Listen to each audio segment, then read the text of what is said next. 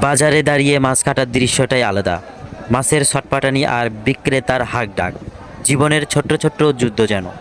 বাজারের মাছ কাটার আওয়াজ শুনলেই বুঝি আজ কার ঘরে ঝোল হবে, আর কার ঘরে ভাজা।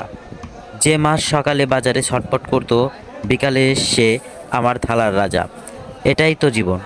বাজারে মাছ কাটার সময় জলে ছিটে ছিটে গা ভিজে গেলেও তবুও সে মাছের তাজা স্বাদ আলাদা। বাজারের এক কোণে ছুরি চলে, মাছ কাটা হয়, আর আরেক কোণে চলে দরদাম, জীবনের হিসাব নিকাশ। ভোরের বাজার, মাছের গন্ধ, আর কসাইয়ের কাঁচা হাতে চুরি। বাস্তবতা কখনো রোমান্টিক নয়, কিন্তু জীবন্ত। মাছ কাটা বাজারে শুধু রান্নার প্রস্তুতি নয়, এটা বাঙালির ঐতিহ্য, সংস্কৃতি আর প্রতিদিনের লড়াইয়ের অংশ। ঠিক কিনা? কাস্টমার নাই, কম মাছ শেষ তো। মাছ শক্ত আছে না?